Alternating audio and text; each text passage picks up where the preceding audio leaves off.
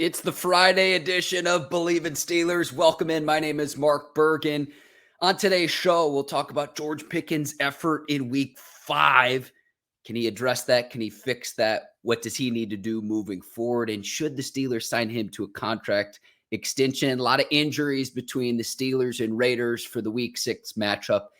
And we're going to start with Russell Wilson. It looks like he's going to be active, probably in a backup role. What's his role against the Raiders? That's next on Bleav in Steelers.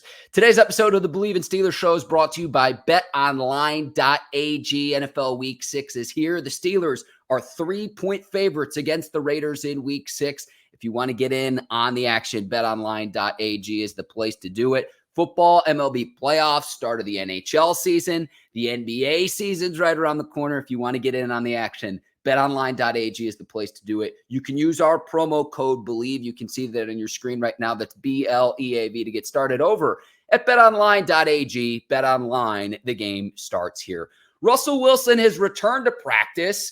It's Friday morning. He's practiced as a full participant both Wednesday and Thursday.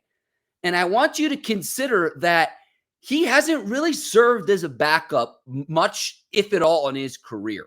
So his second consecutive practice on Thursday, he's got his slogan ready, win the 7th. He always has a slogan. It was Broncos country, let's ride in Denver.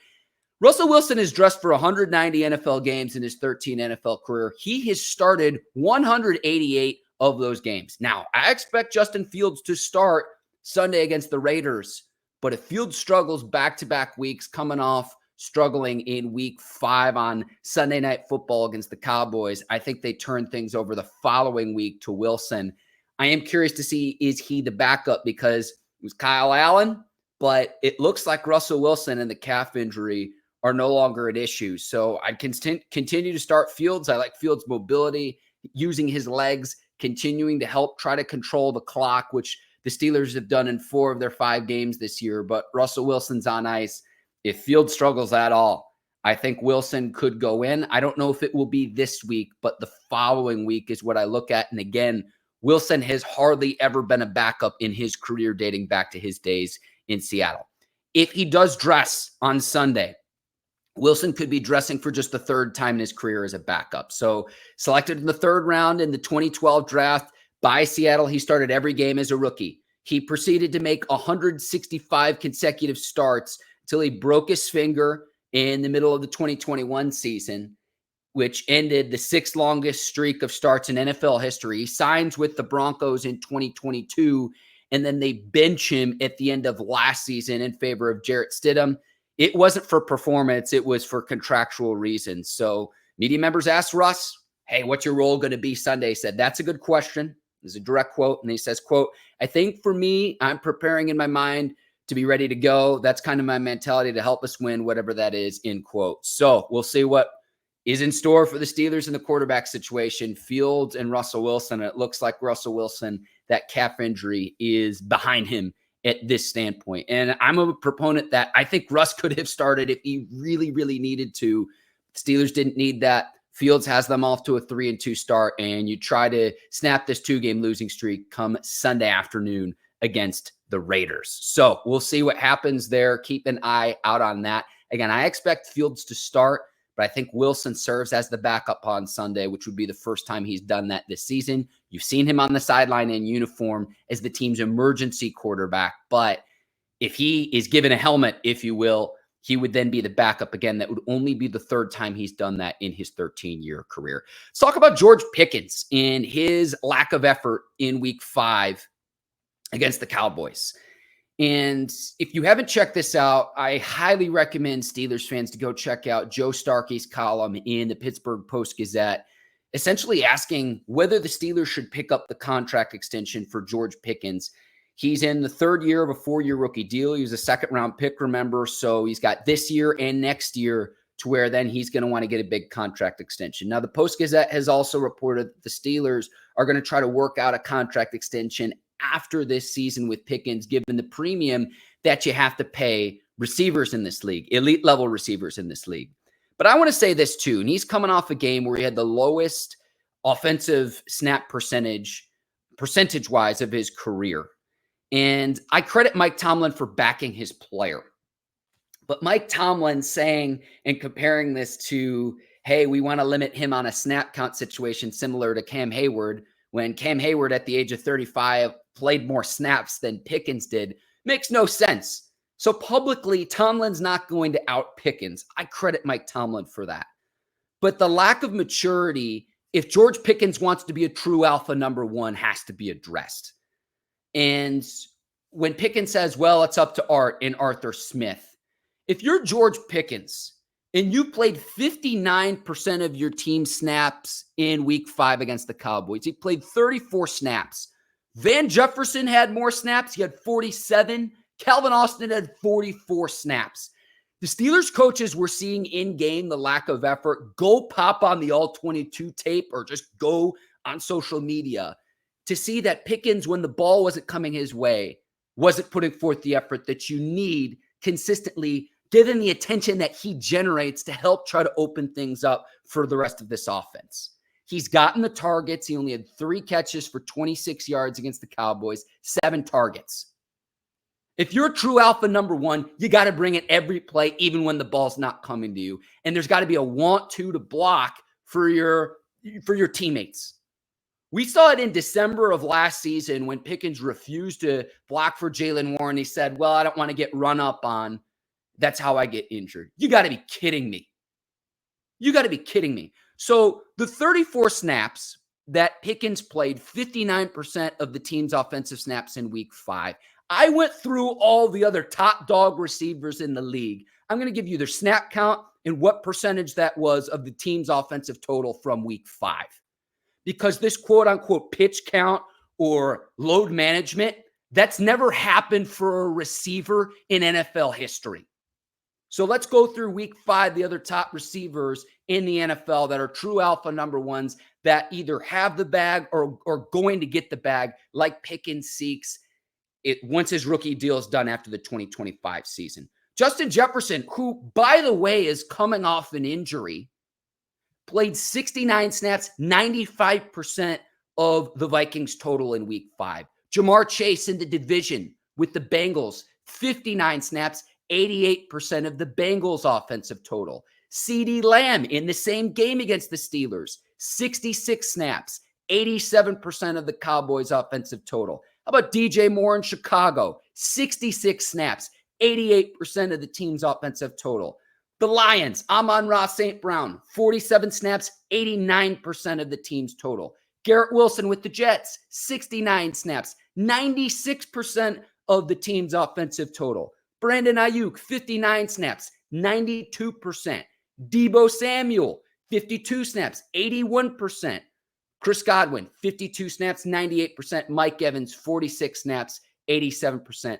The only guy who is lower than 80% of his team's offensive total in week 5, that's a top elite level receiver in the league, is Tyreek Hill. He had 62 snaps, and that was 79% of the offensive total. Hey, George Pickens, if you want to be the true alpha, it has to frustrate you to no end. And you got to go to your receivers coach. You got to have conversation with Arthur Smith, Mike Tomlin, and say, if I'm the true alpha receiver, Van Jefferson and Calvin Austin should not be getting more snaps than me, even if I'm not getting the ball.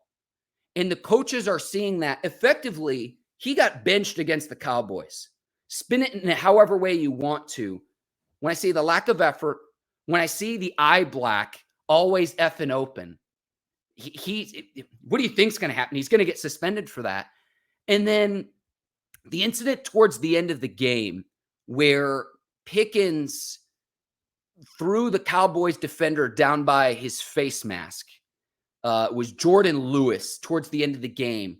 And Pickens reaches out his arms and yanks the guy down by his face mask. Pickens is going to be lucky if he's not suspended for that. And he'll have a fine of some sort for the eye black. It's ridiculous.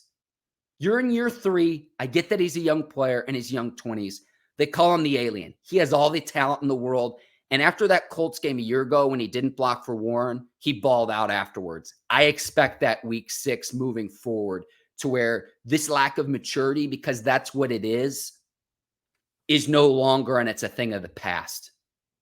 Otherwise, that bag that you seek, you're headed along the same trail that Chase Claypool was, straight up. And it's not lack of ability with George Pickens. It's between the ears. It's between the ears because he's by far, George Pickens is by far the Steelers' best skill position player. But what we saw on tape from week 5, if you want to be a true alpha number 1 receiver, that's not going to cut it. You think Hines Ward didn't want more balls and more receptions and more targets his way? But no, back in the day, and I get that it's a different era, he brought it every single play, and that is a want to from his standpoint. So George Pickens, figure it out because you have the ability. You could be the best receiver in the NFL. He could be the best receiver in the NFL if he puts it all together. But what we saw in week 5, point blank, it's not acceptable. And the Steelers front office has to be looking at it from the standpoint of is this a guy we really want to offer a very lucrative contract extension to, given the premium that you got to pay receivers in the NFL now?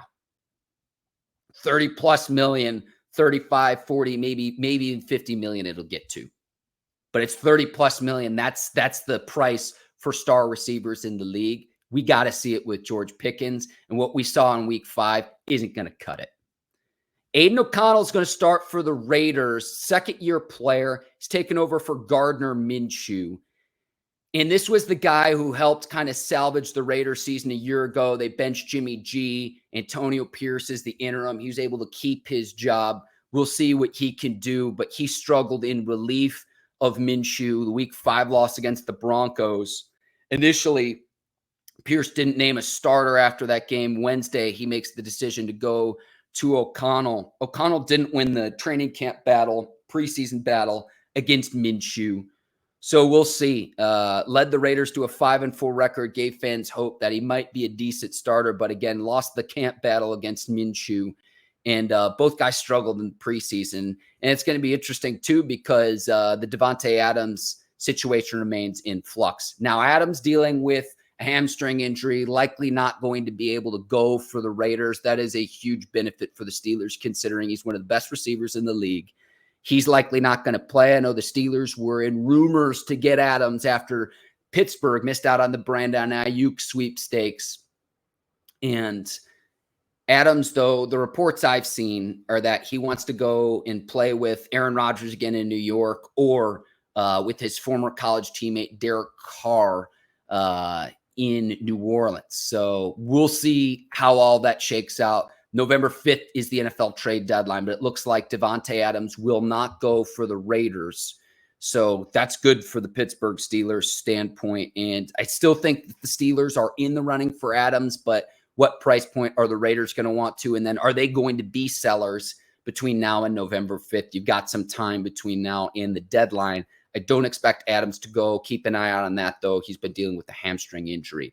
Speaking of other injuries, Alex Highsmith was a limited participant in Thursday's practice, working his way back from a groin injury. Running back Jaylen Warren, knee injury there. He was a limited participant in Thursday's practice. Mike Tomlin said on Tuesday, though, that doubtful to face the Raiders in Jaylen Warren. So he's working his way back. Certainly the Steelers need the lightning to Najee Harris's thunder.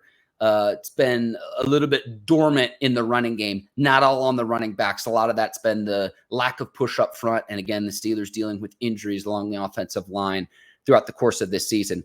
Highsmith and Herbig are both going to be out in week 6 against the Raiders. So Jeremiah Moon steps in the outside linebacker position opposite TJ Watt. And Moon actually has a little bit of less NFL experience compared to the 2 practice squad players that could get a look. Ade Ogundeji and Oku Leota as well. Apologies if I don't have their names exactly correct, but those are the 2 guys off the Steelers practice squad that step in and fill the void with Alex Highsmith out, with Nick Herbig out. Herbig still dealing with that hamstring injury, did not practice Wednesday and Thursday as well. So keep an eye out again. Ade Ogundeji and Iku Leota as well. Again, bear with me with the pronunciations there, but those are the guys that will serve as the backup edge rushers to TJ Watt and Jeremiah Moon for Sunday's game against the Las Vegas Raiders. Now, Max Crosby as well. That's one other guy where we look at matchups for this game, off the edge, he's as good as there is in the league. He has not participated in Wednesday or Thursday's practice, so keep an eye on that. So you've got to know where he is at all times. He's probably the Raiders' best defensive player. And then offensively, we really, really liked Brock Bowers coming out of Georgia, a college teammate of Darnell Washington, and they made opposing defenses lives hell in the SEC. So Bowers coming off a career best game. He had a touchdown in week 5 against the Broncos.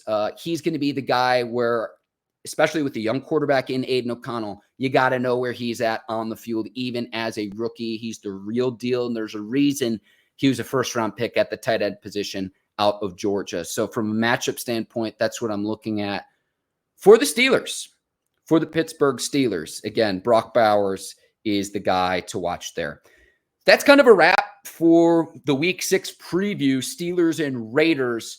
We're going to have a 4:05 kickoff as well, so keep an eye on that. Our guy, Ian Eagle, is going to be on the call for CBS, so it's going to be a lot of fun. The Week 6 matchup, Steelers are 3-point favorites. I do expect them to get it done on the road and end this losing streak. How Justin Fields plays, though, assuming he is the starter, is going to be the thing to watch. And then could the Steelers bring Russell Wilson into this game at any point? And if not this game, could it be the following week in Week 7? Something to keep an eye out on for the Pittsburgh Steelers in Week 6. My name is Mark Bergin. I want to thank BetOnline.ag, today's presenting sponsor. On Apple and Spotify, please leave us a 5-star review. And if you're watching on YouTube, do me a favor. Hit that subscribe button if you haven't already. Hope all of you have terrific weekends. Enjoy NFL Week 6. I will be live on this feed after the game, providing my immediate reaction from Steelers and Raiders. So I will see you then here on this feed. Enjoy your weekends. Have a great Friday. I'll see you Sunday. Until then, take care and so long, everybody.